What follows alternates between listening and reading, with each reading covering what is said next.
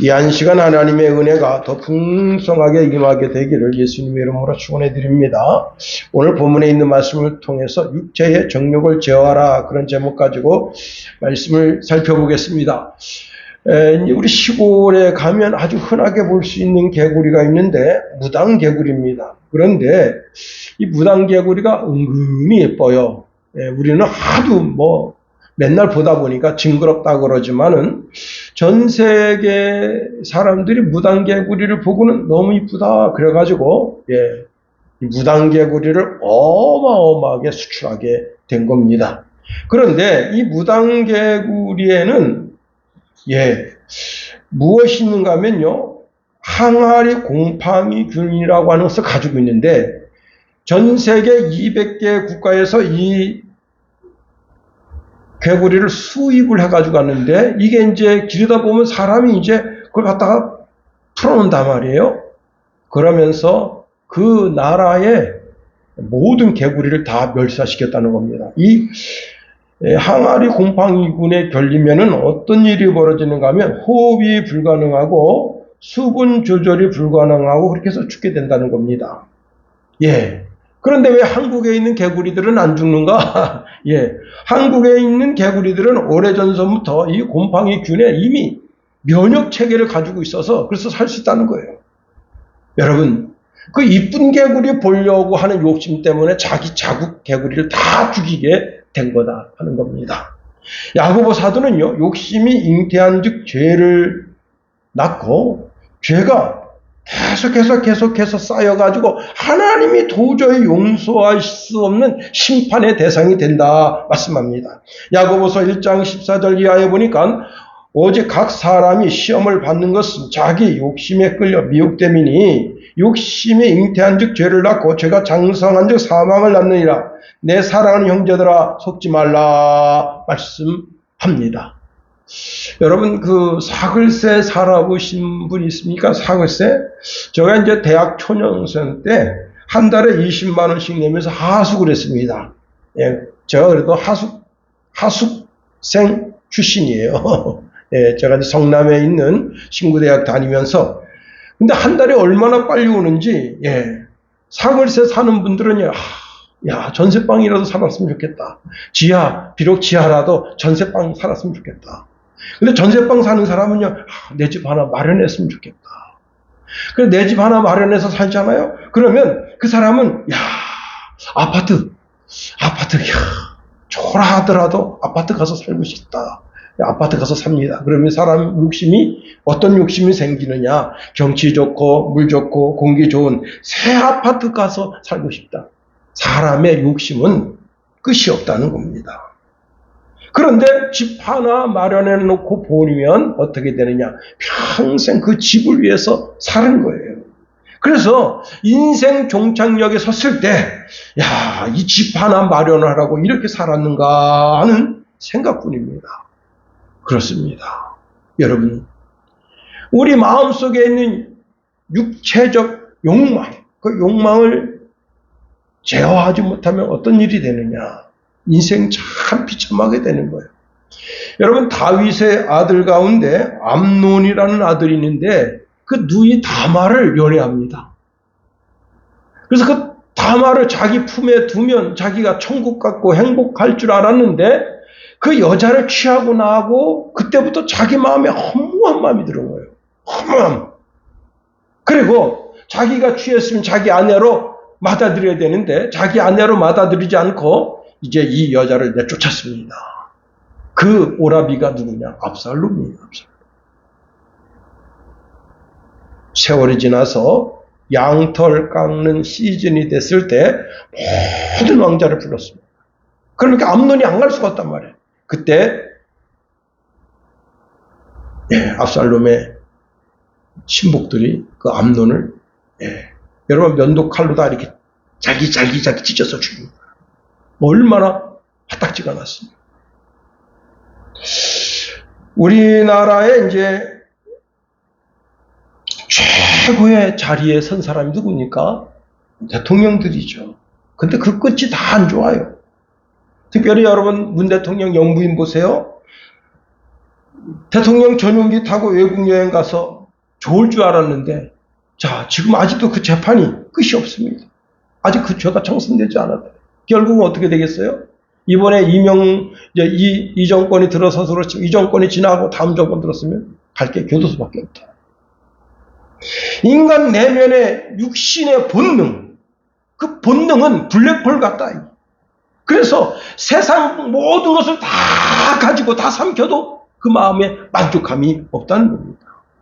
그런데 여러분, 우리 그리스도인들은 육체적 본능으로 살 것이 아니라 성령의 명령을 따라 살라고 명령받고 있다는 사실입니다. 갈라디아서 5장 25절 이하에 보니까 만일 우리가 성령으로 살면 또한 성령으로 행동할지니 헛된 영광을 구하여 서로 노엽게 하거나 서로 투기하지 말지니라 말씀하고 있습니다. 육체적 본능으로 살 것이 아니라 성령의 능력으로, 성령의 본능으로 살라 말씀하는 겁니다. 그렇습니다. 여러분, 사람의 싸움, 다툼이 어디서 생겨나는가 자세히 살펴보니까 자신 마음속에 있는 육신의 욕망 때문에 생겨난다 하는 겁니다. 그런데 아무리 우리가 욕심을 부려도 원하는 것을 다 얻을 수가 없어요. 이 욕심을 채우려고 심지어는 살인까지 하는 겁니다. 살인까지 저질러도 자기 욕심을 채울 수가 없는 거예요.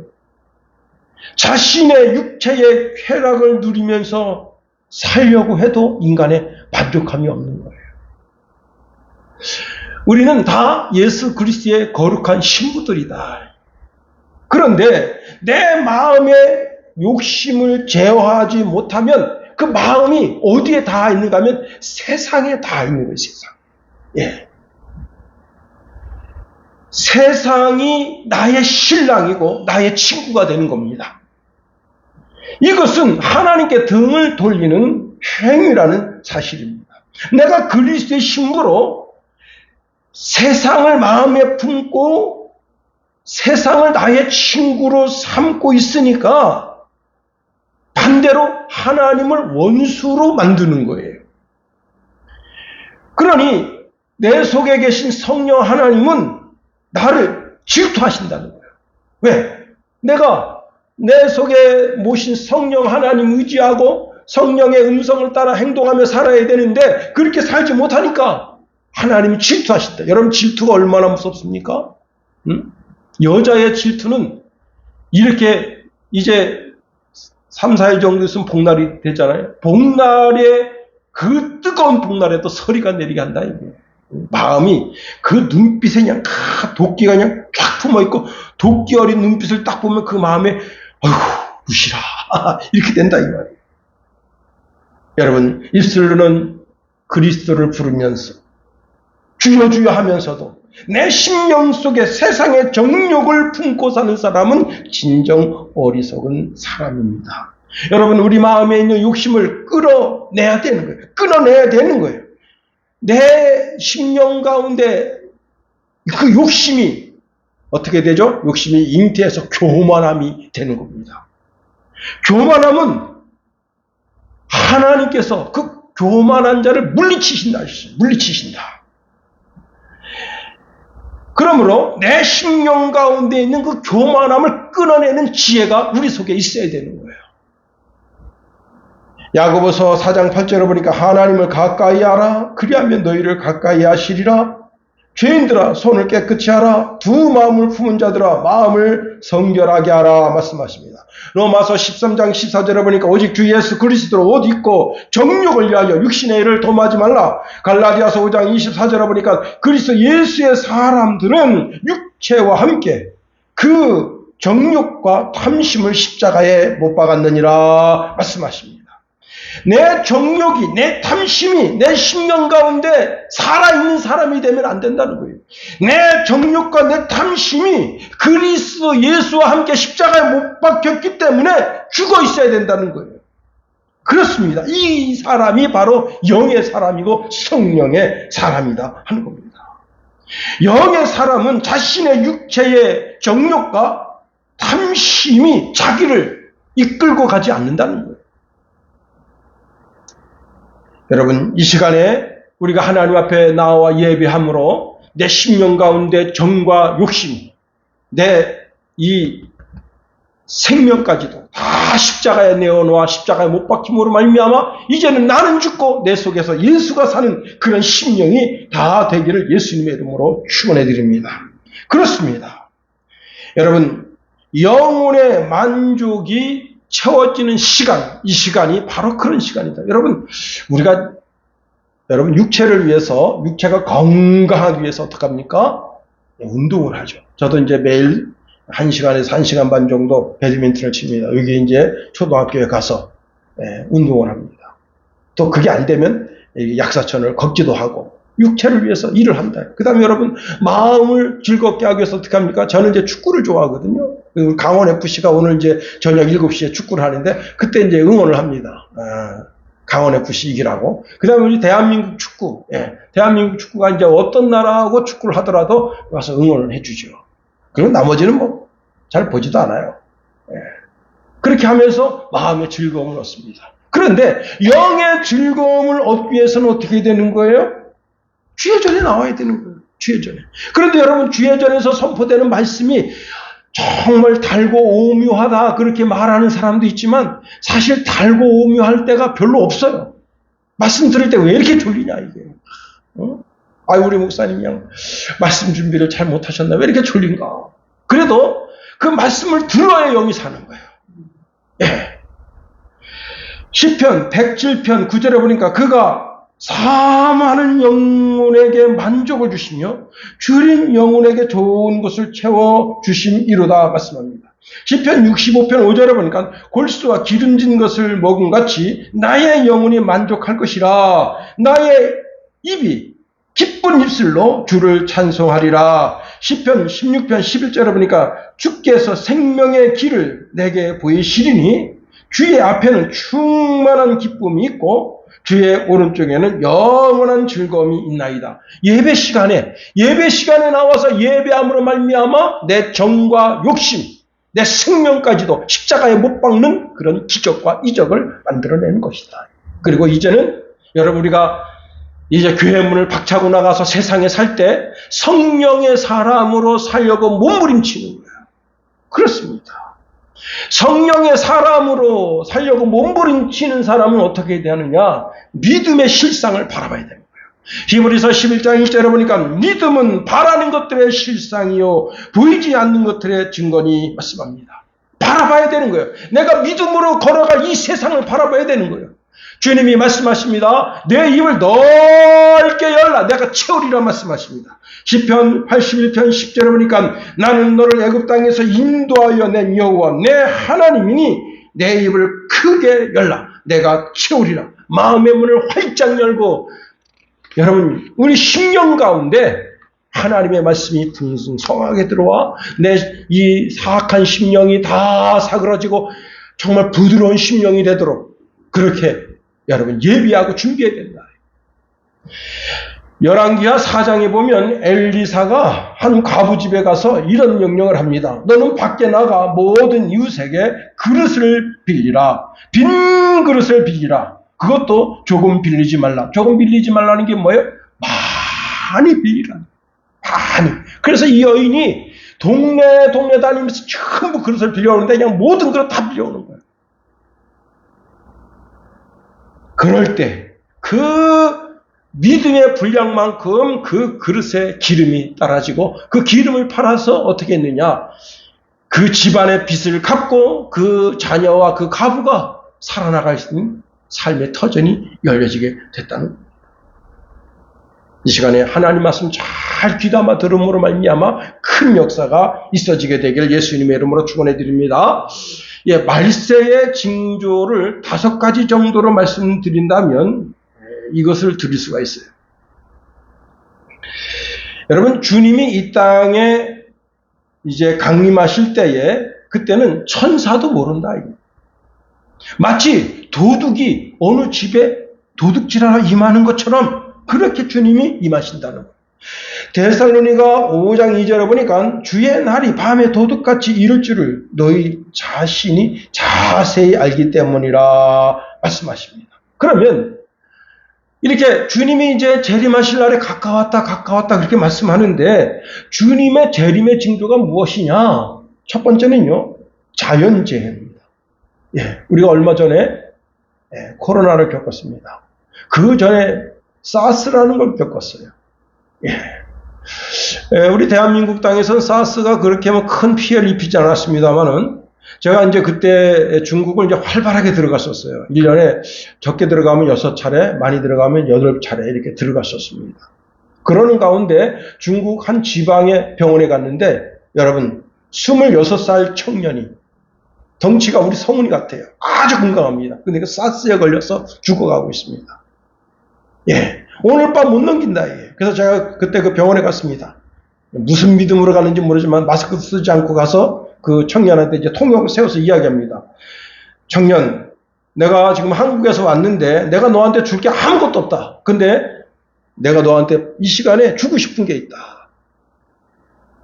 내가 하는 말을 듣겠냐? 듣겠다. 그래서 이제 거기서 예수 그리스도의 복음을 전했어요. 그리고 이 시간에 세례를 받겠다. 그래가지고 종지에다가 이렇게 해가지고 성부와 성자와 성령의 이름으로 세례를 주느라 하고 세례를 주고, 제가 아까 이제 예배 시작 전에 그 이사야서 53장 말씀 읽어드렸잖아요. 그 말씀을 쭉 읽어드리고 낫기를 구했지만은 그 청년이 새벽 2시 반에 소천했다. 근데요, 그 청년뿐만 아닙니다. 그때 얼마나 많은 중국 청년들이 그렇게 정말 매가리 없이 그렇게 죽었는지 몰라요. 여러분, 말세의 징조 첫 번째가 자연재해 전염병입니다. 두 번째는 전쟁. 여러분, 오늘 아침에도 제가 이제 시골집에 이제 아버님 모시러 가는데 우리 어머니가 하시는 말씀이 왜 이렇게 전쟁이 자꾸 일어나느냐. 여러분, 지금 미국이 실제 개입해서 전쟁하는 것도 있지만은 러시아, 우크라이나, 그 다음에 이스라엘, 이란, 그리고 어제 이제 신인균 그 국방 TV를 보니까 캄보디아하고 태국하고 전쟁하는데 대한민국 미사일을 쏴가지고 사단본부에다가 떨어뜨려서 사단본부에 있는 전부 다 죽었대요. 이게 참. 그 다음에 세 번째가 거짓 선지자들입니다. 참 여러분, 거짓 선지자들 지금 얼마나 횡행합니까? 특별히 오른 신천지. 와, 대단합니다. 신천지가 14만 4천 명만 구원받는다 처음에 그렇게 떠들어가지고 14만 4천 명이 넘었어요. 그랬더니 지금은 거의 한 36만 명에 육박합니다. 얼마나 무섭습니까? 신천지. 그 다음에 복음이 땅끝까지 이르러 증거되겠다 말씀하십니다. 마태복음 24장 14절에 보니까 이 천국 복음이 모든 민족에게 증언되기 위하여 온 세상에 전파되리라. 그제야 끝이 오리라 말씀합니다. 예, 우리나라의 이제 선교사들, 모든 선교사들을 이렇게 아우르는 목사님이 우리 노예에 계십니다. 최경규 목사님인데, 제가 이제 그 목사님한테 올 초에 물었습니다. 목사님, 복음이 어디까지 들어갔습니까? 이렇게 물었어요. 물었더니 그분이 하시는 말씀이 50명에서 30명 부족에까지 들어가서 그들이 성경을 번역하고 있다는 거예요. 여러분, 그러면 50명이 살고 30명이 산다 그러면 30명이면 몇 가정 되겠어요? 두세 가정, 세네 가정, 그런 가정이 산골짜기에 처박혀 사는데 그 사람들 성경 번역을 해주고 있는 거예요. 지금 선교사들이. 근데 성경 번역을 하는데 번역을 몇 번 해야 되는가 하면 12번, 13번 번역을 해야 그 번역이 돼요. 그런데 여기 30명 있어, 30명. 30명 있는 사람한테 성경을 번역하려면 여기 지금 한 100명 정도 되는 사람, 100명 정도 되는 부족 사람과 이 사람하고 이게 대화가 되는 사람이 있어. 그 사람이 성경을 번역해 줘야 되는데 그 사람이 성경 번역하다가 예수 믿는 거예요. 놀라운 일이 생겨나고 있습니다. 거의 땅끝까지 이르러 복음이 증거되고 있다. 그 다음에 여러분, 도덕적으로 완전히 타락한 시대가 이 시대입니다. 디모데후서 3장 1절에서 5절에 보면 말세에 고통하는 때가 이르리니 사람들이 자기를 사랑하며 돈을 사랑하며 부모를 거역하며 감사하지 아니하며 거룩하지 아니하며 쾌락 사랑하기를 하나님 사랑하는 것보다 더한다 말씀하고 있습니다. 그렇습니다. 그리고 한 가지 팁을 더 드리면, 제가 이제 3주 전에 한번 말씀드렸잖아요. 느부갓네살 왕의 신상. 느부갓네살 왕이 큰 신상을 봤는데 그 신상 마지막이 뭐냐면 철이에요. 철이 10발가락이 있는데 10발가락이 진흙에 이렇게 다 있어요. 근데 그 발가락이 삭고 있어. 그럼 이 철은 무엇을 상징하는가 하면 산업화입니다. 산업화. 예. 산업화가 극도로 이루어져서 지금 그런 상태인데, 여러분 진흙이 뭐죠? 빨간 거잖아. 공산주의. 그래서 전 세계, 미국도 마찬가지입니다. 전 세계가 오히려 지금 전부 사회주의 공산화로 가고 있어요. 미국도 마찬가지입니다. 그런데 오히려 러시아가 정신을 차리고 있어. 신기한 일입니다. 러시아가.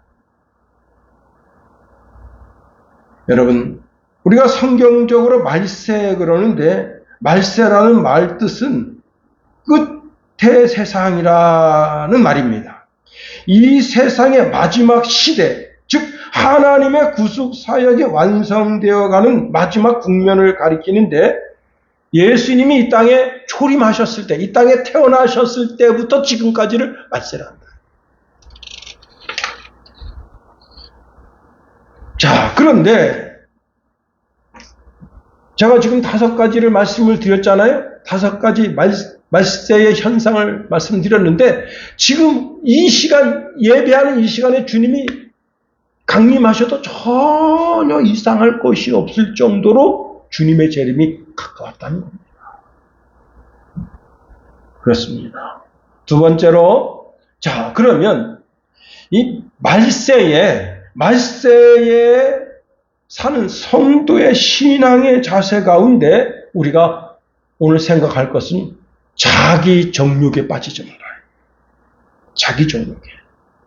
디모데후서 3장 1절, 2절 말씀해 보니까 너는 이것을 알라. 말세에 고통하는 때가 이르러 사람들이 자기를 사랑하며 말씀하고 있습니다. 자기를 사랑한다는 것이 무엇인가?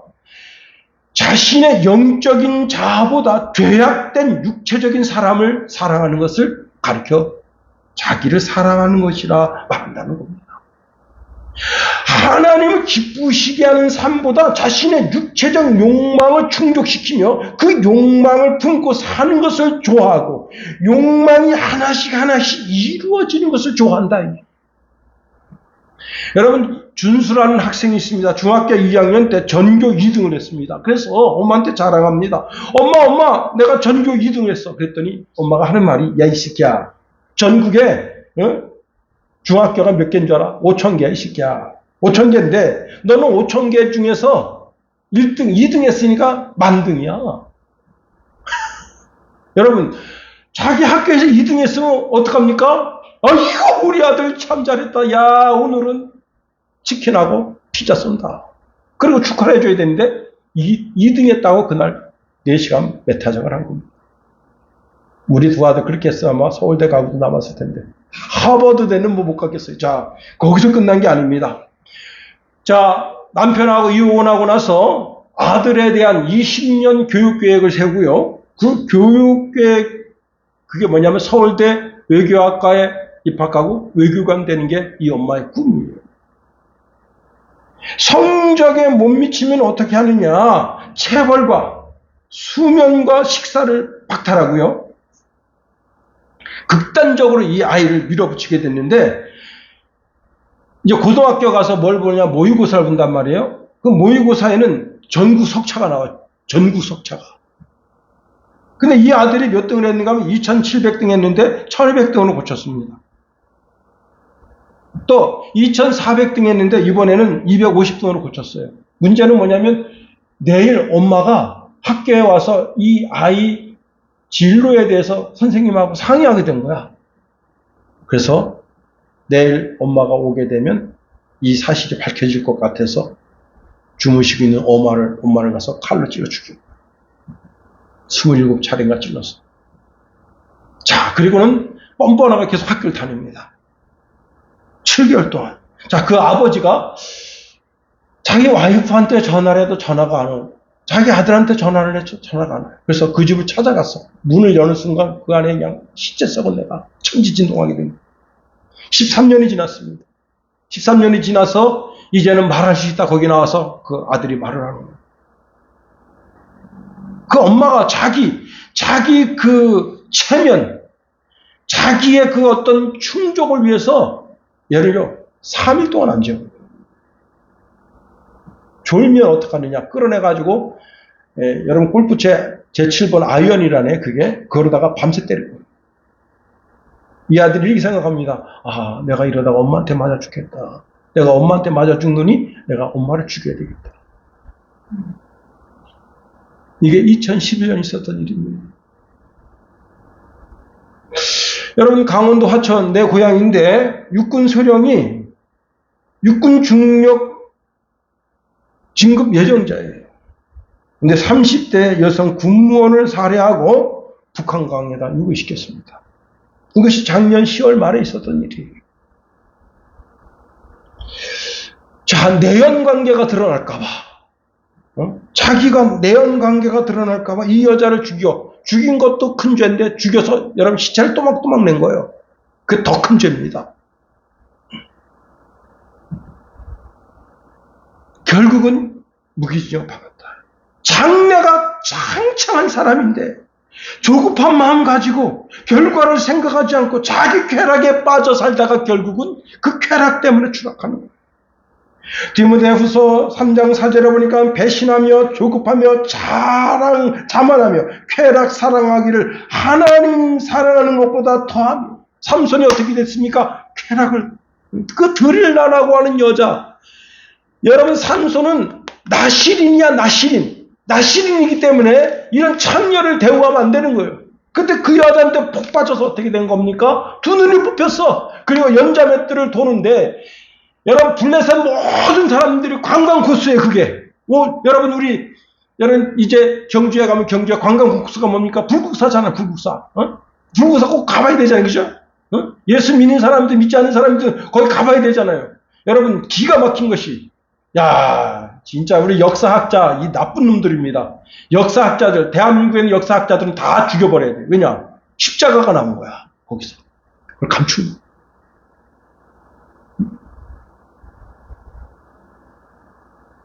여러분, 아니, 거기서 십자가가 나왔다니까? 십자가가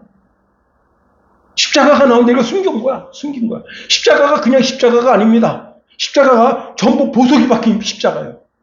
그걸 감춘 거야. 왜? 야, 이거 우리나라 유교 나라인데, 불교 나라인데 어떻게 기독교가 있냐? 그러니까 쳐 죽일 놈들이지. 왜 역사를 어떻게 하는 거예요? 변태하는 놈들이야. 진짜입니다. 참, 그때 이미 벌써 기독교가 들어왔어. 여러분, 도마가 우리 한국 땅에 와서 복음을 증거했다 이거예요. 그래서 여러분 깜짝 놀란 거예요. 내가 한번 걷고 가봐야 되겠다 그런 마음이 생기는 거예요. 거기에 우리나라 전라도에 있는 벽에 히브리어로 샬롬이라고 써 있어. 누가 샬롬이 여러분 히브리어 촌놈이 히브리어로 그걸 어떻게 하냐고. 그걸 그 벽에다 어떻게 씁니까? 응? 깜짝 놀랄 일입니다. 여러분, 자, 이 삼손이 그 육체적 쾌락에 빠져가지고 연자맷돌을 돌리는데 블레셋 모든 사람들이 관광코스에 와서 보면 삼손이라는 놈이 거기서 두 눈 뽑혀가지고 그냥 그 목에다가 경을 걸고 연자맷돌을 돌리고 있어. 그런 조롱거리가 되는 거예요. 육체적 쾌락에 빠지면. 그렇습니다. 만시대에 사는 성도는 신앙의 자세를 난 이런 사람이야 라고 자기 교만에 빠지면 안 된다는 거예요. 자기애에 빠지면 안 된다는 거예요. 로마서 1장에 보면 아주 귀한 말씀을 주고 있는데 하나님이 반드시 심판하는 대상을 소개하고 있습니다. 먼저 어떤 사람들이냐? 자기 마음에 하나님 두기를 싫어하고 하나님을 미워하는 자들입니다. 그래서 이들은 하나님께서 반드시 사형시킨다. 영원한 형벌에 집어넣으시겠다고 작정하셨다는 거예요. 로마서 1장 30절 이하에 이렇게 말씀하고 있습니다. 비방하는 자요, 하나님을 미워하는 자요, 능욕하는 자요, 교만하는 자요, 자랑하는 자요, 악을 도모하는 자요, 부모를 거역하는 자요. 예, 자랑하는 자, 교만한 자, 자랑하는 자. 하나님이 교만한 자는 얼마나 미워하시는가 하면 하나님이 물리치신다 그랬어요. 물리치신다. 예, 그렇습니다. 하나님이 대적한다. 예. 하나님이 물리치고 대적하는 자 어떤 자냐? 교만한 자. 자랑하는 자도 마찬가지입니다. 여기 자랑한다라고 하는 말이 무슨 뜻인가 하면요, 허풍선이 사기꾼이라는 뜻입니다. 다시 말하면 자신을 실제 이상으로 평가하여 자기가 가진 것보다 더 많고 더 좋은 것들을 심지어 전혀 소유하지 않은 것도 가지고 있는 것처럼 뻥치는 사람이에요. 한마디로 말하면 사기꾼이다. 여러분, 우리나라에 팔불출이라는 단어가 있습니다. 팔불출. 이 팔불출이라는 단어 뜻이 무엇이냐? 제가 이제 요즘 챗GPT를 많이 쓰고 있거든요. 물어봤어요. 야, 팔불출이 뭐냐? 그랬더니 어떤 사람이나 물건을 지나치게 사랑하거나 좋아하여 주변 사람이 민망할 정도로 드러내는 사람을 가리키는 말이라는 거예요. 주로 자기, 가족, 연인, 자식, 애완동물 이런 것들을 공공연하게 자랑하는 자다. 예. 자기 자식 자랑, 옛날에 자기 자식 자랑하면, 저 팔불출. 자기 마누라 자랑하면, 저 팔불출. 그랬단 말이에요. 어리석은 자랑을 한다는 겁니다. 내가 자랑하는 것이 아니라 다른 사람이 내가 가지고 있는 것을 부러워하고, 저 김용호 목사는 말이야, 야, 그렇게 말이야, 뭘 가지고 있어. 좋은 걸 가지고 있어. 그러면 그거는 내가 자랑하는 것이 아니니까 괜찮아요. 근데 별것도 가지고 있는 것도 없으면서 내가 이런 사람, 나 이런 사람이야 하고 목을 꼿꼿하게 세우는 사람. 그렇습니다. 여러분, 그 자랑거리가 오늘은 자랑거리일 줄은 모르지만 내일은 그 자랑거리 때문에 슬퍼할 일이 생기는 거예요. 인생은 그렇습니다. 이제 목요일날 선배님한테 전화가 왔어요. 초등학교 선배님한테, 예, 화천군 소방공무원을 합격돼서 투랭카드를 걸겠으니 이걸 좀 도와달라. 그래서 제가 이제 도와드렸습니다. 여러분, 아들이 소방공무원 됐으니까 얼마나 자랑스럽습니까? 그래서 제가 그 얘기를 했더니, 우리 두 아들도 다 공무원 됐는데 우리 낙원 아파트에다 프랭카드 좀 걸어야 된다.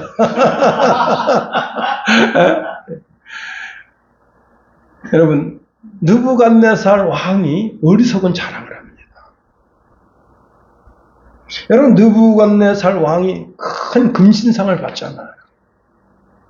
하나님께서 그 꿈의 해석을 주시는데 그 황금머리, 그게 바로 느부갓네살 왕 시대라. 그러니까 여러분, 미국이 아무리 해가 지지 않는 멋진 나라를 만들어도 느부갓네살이 다스리던 바벨론 나라와 같은 영광을 못 만들어. 왜? 그 나라는 이미 끝난 거야. 여러분, 솔로몬이 아무리 은이 흔하고 은이 그냥 길바닥에 돌처럼 많은 나라를 만들어도 느부갓네살 왕 같은 시대는 못 만들어. 하나님이 그렇게 허락해 주신 거야. 근데 이 느부갓네살 왕이 하나님이 그렇게 해주신다는 말씀을 들었어요.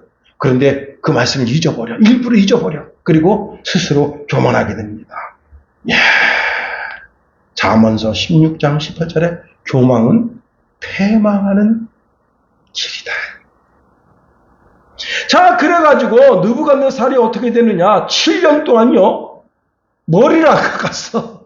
머리를 안 깎아가지고 독수리 털처럼 자라고 손톱이, 여러분 7년 동안 발톱, 손톱 안 깎으니까 어떻게 됩니까? 이렇게 된 거예요. 그 수염을 안 깎으니까 어떻게 됩니까? 사람이 거지처럼 된 거야. 예. 여러분, 그런데 7년이 지난 다음에 하루는 아주 우연히 하늘을 우러러보면서 번뜩 깨달은 거예요. 뭘 깨달았느냐? 여러분, 성경에 이렇게 말씀하고 있으면, 하늘을 우러러보았더니 내 충명이 내게로 돌아온지라. 나는 지극히 높으신 이에게 감사하며 영생하시는 이를 찬양하고 경배하였나니. 여러분, 그렇게 미쳐서 돌아가는 인생도 하나님을 탁 찾으니까 한순간에 하나님께서 그에게 총명을 주시고. 교만하면 안 되는 거예요. 여러분, 우리가 자랑할 때 참 조심해야 돼요. 우리가 자랑하면서도 그 결론은 언제나 하나님께 영광 올려드리는 멘트로 끝나야 되는 거예요. 여러분, 사울왕이 아말렉과 전쟁을 하는데 하나님께서 뭐라고 말씀하셨습니까? 모든 걸 다 진멸하라. 진멸하라. 살려두지 말아요. 사람, 짐승, 뭐고 다 죽이라.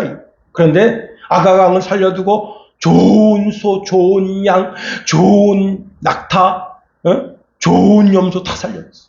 그리고 뭘 하러 가는 줄 알아요? 전쟁 승리 기념비를 세우러 가는 거예요. 여러분, 이 전쟁을 누가 명령했죠? 하나님 명령한 거예요. 그러면 이 전쟁에서 승리하면 누구한테 영광 올려드려야 돼? 여러분, 내 자랑을 한 100% 했어. 한 99% 해서 막 자랑하고, 막 내가 이렇게 큰 부자야. 내가 말이야, 소떼가 막 그냥 기천 마리고, 양떼가 기천 마리고, 내가 굴리는 자동차가 수십 대고, 수백 대고, 야, 내가 이렇게 큰 부자야. 근데 이 모든 부와 영광을 하나님이 허락해 주셔서, 맨 끝에 그 한마디만 하면 되는 거야. 그런데, 자기가 능력 있고, 권세가 있어서 그런 줄 알고, 자기를 높이니까, 어떻게 됐습니까? 하나님이 그를 해주시고. 사도 바울은 자기가 자랑할 게 많은 사람입니다. 사도 바울은 가문이 대단해. 일단 바울은 가문이 대단한 사람이야. 그 다음에 배움이 높아. 오늘날로 말하면 박사학위를 2개나 받은 사람이야. 이 사람은 더 이상 공부할 게 없을 정도로 아주 진짜 학문으로 깊은 사람이에요. 여러분, 우리가 베드로 사도 보세요. 겨우 어부 출신이어가지고 이 복음이 뭔지도 잘 모르는 사람이야. 진짜 그래. 제자들 쓴 게 서신이 별로 없어요. 근데 여러분, 베드로는 바울은 서신을 14개나 썼어. 그 14개의 서신을 통해서 목사들이 다 신학 공부를 하는 거예요. 이게 이렇구나. 이게 이렇구나. 거기서 다 알게 되는 거예요. 바울이 보통 사람이 아니야. 그런데 바울이 뭐라고 말하느냐? 갈라디아서 6장 14절에 내게는 우리 주 예수 그리스도의 십자가 외에 결코 자랑할 것이 없다 했습니다. 바울은 자랑할 것이 많은데 자기 출신이 대단하고 자기 업적이 대단하고 자기 학문이 대단한데, 그런데 오직 예수 그리스도의 십자가만 자랑했다는 거예요. 빌립보서 3장 7절 8절 말씀해 보니까 무엇인지 내게 유익하던 것을 내가 그리스도를 위하여 다 해로 여길 뿐더러 모든 것을 다 해로 여기면 내 주 그리스도 예수를 아는 지식이 가장 고상하다 했어요. 가장 젠틀맨하다 이게. 그렇습니다. 여러분, 자랑 잘못해가지고 나라 망친 왕이 누군 줄 알아요? 히스기야입니다. 히스기야가 정치를 잘했어. 그가 죽을 병에 걸려서 하나님께 부르짖어 기도해서 하나님께로부터 응답받아서 15년 생명 연장받았어. 얼마나 멋집니까? 그런데 그때 바벨론 나라에서 사신이 온 거예요. 자기가 죽을 병에 걸렸다가 살아난 게 자기가 무슨 능력이 있어서 살아난 것처럼 자기를 은근히 높입니다. 야, 내가 이런 왕이야. 내가 이런 사람이라고. 그리고는 뭘 보여줬느냐? 절대 보여주면 안 되는 게 뭐냐면 금고를 보여준 거예요. 금고에 뭐가 있습니까? 여러분, 그동안 다윗 때서부터 쌓아놓은 금은보가 잔뜩 있어. 금이 그냥 지천이야, 지천. 바벨론 사신들이 자기 나라로 돌아가서 임금님한테 뭐라고 구했느냐? 거기 그 나라 쳐들어가면요, 다른 성은 어쨌거나 예루살렘 성만 쳐들어가서 그 성을 이렇게 딱 아도하면 거기 금은보화가 어마어마합니다. 반드시 예루살렘을 쳐서 없애야 됩니다. 그래가지고 바벨론 나라한테 망한 거예요. 여러분, 자, 바벨론 나라에 사신들이 왔습니다. 그러면 누굴 높여야 됩니까? 자기가 죽을 병에 있다가 나았으니 하나님을 높이고, 이 하나님을 당신들도 믿어야 됩니다 하고 복음 전파했으면, 와, 히스기야는 진짜 멋진 왕.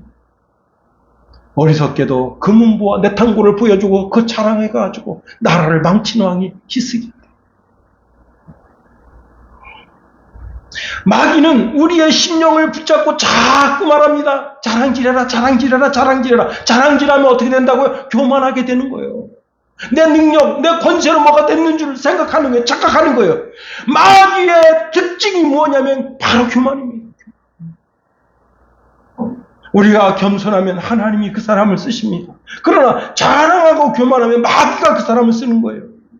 우리가 언제나 겸손해서 하나님이 쓰는 사람이 되어야 된다. 사무엘상 18장 23절에 보니까 다윗이 자기를 이렇게 고백합니다. 나는 가난하고 천한 사람이다. 그러니까 하나님이 그를 들어 쓰시는 거예요. 여러분 디모데전서 1장 15절에 보니까 바울은 나는 죄인 중에 괴수라고 자기 자신을 정말 여러분 괴수라는 게 뭐예요? 괴물. 내 속에는 괴물이 있다 이거야. 그렇게 겸손하니 하나님 그를 쓰시는 거예요. 한 시대에 애굽에서 이스라엘 민족을 구원시켰던 모세를 보니까 온 세상 지면에 모세가 가장 겸손했다. 여러분 겸손의 왕이 됐어요. 겸손의 왕. 첫째도 겸손, 둘째도 겸손. 여러분 사울왕이 나라가 된다고 교만해지니까 하나님께 버림받은 사울이 끝까지 겸손했다면 요나단이 왕이 되는 거예요. 요나단도 성품이 괜찮은 사람입니다. 그런데 교만하니까 하나님의 대적이 됐습니다. 이 대적이라는 단어는 뭐냐면 무엇에 대하여 전투를 벌이다는 거예요. 여러분 우리가 교만하게 되면 하나님한테 전쟁을 선포하는 것과 똑같아요. 여러분 우리가 어떻게 하나님을 이깁니까? 그렇습니다.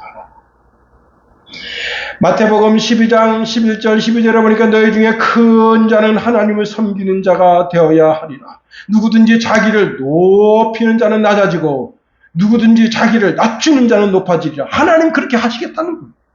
여러분 겸손하게 온유하게 살면 하나님 그를 사랑하시고 이 땅에서 뭘 해도 다 되게 하신다.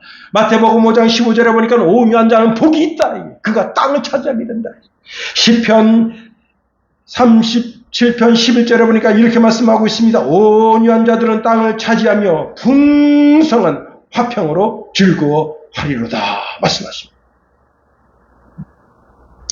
에브라함 링컨 대통령이 어느 날 자기 신분을 속이고 병원에 갔습니다. 일반 시민처럼 이렇게 속이고 갔더니 그 간호사가 에브라함 링컨인지 모르고 그 물통 좀 집어주시오. 그러니까 잘 말귀를 못 알아들어. 그 물통 좀 집어달라니까. 간호사가 대통령이 예 이거 말입니까? 집어주고 얼굴 보니까 어서 많이 본 얼굴이야. 오? 대통령님? 그렇습니다. 에브라함 링컨입니다. 그래도요 이 간호사를 나무라지 않습니다. 자 그리고 그 병실에 갔습니다. 병실에 지금 어떤 분이 있는가 하면 남북전쟁에서 몸이 많이 상해서 죽어가는 병사가 있습니다. 그 병사한테 갔어. 병사요, 당신은 정말 나라를 위해서 이렇게 헌신했습니다. 참, 그 헌신과 수고 참 감사합니다. 제가 뭘 도와드릴 게 있겠습니까? 그러니까, 제가 이렇게 좀, 오늘날 하는데, 이 상한 몸으로 자기 집에 들어갈 수는 없고, 마지막으로 어머니한테 편지를 쓰고 싶습니다. 그래서 편지를 쭉 썼습니다. 그리고 이제 편지 끝에다가 이제, 에브라함 링컨이 대서했음. 이렇게 썼습니다. 그 편지를 주십시오. 그걸 읽어봅니다. 맨 끝에 뭐라고 써있죠? 에브라함 링컨이 대서했음. 그 병사가 보고 깜짝 놀라요. 당신이 정말 에브라함 링컨입니까? 그렇습니다. 여러분, 그 병사가 이렇게 얘기한 거예요. 제가 숨질 때까지 제 곁을 좀 지켜봐 주시겠습니까? 에브라함 링컨이 그 병사가 숨질 때까지 그 자리에 같이 앉아서 그 손을 붙잡고 있었다. 여러분 그러니까 한 나라 대통령인데 그때도 수많은 사람들이 그를 존경하고 사랑했지만 지금도 미국 사람들이 가장 존경하는 사람이 트럼프가 아니고 에브라함 링컨이다. 여러분 어떤 교회에 이름도 빛도 없이 이 봉사하시는 분이 있습니다. 누구냐? 장로님이에요. 모든 새벽 예배가 끝나면 이제 그 교회에 새벽 예배 끝나고 다 가면 성도들이 다 흩어져 가면 그때 이 장로님 혼자 남아서 여러분 청소기에다가 막 진공 청소하고 그다음에 의자를 닦고 교회를 닦는데 교회가 제법 커요. 그래서 좋기 1시간에서 2시간 정도 청소를 해야 돼요. 그 다음에 화장실을 청소하는데 화장실이 그냥 여러분 일주일 동안 얼마나 개판을 쓰는지 화장실이 그냥 똥종이가 그냥 지금은 화장실 쓰지 옛날엔 종이를 썼단 말이에요. 막 근데 그냥 깨끗하게 싹 쳐.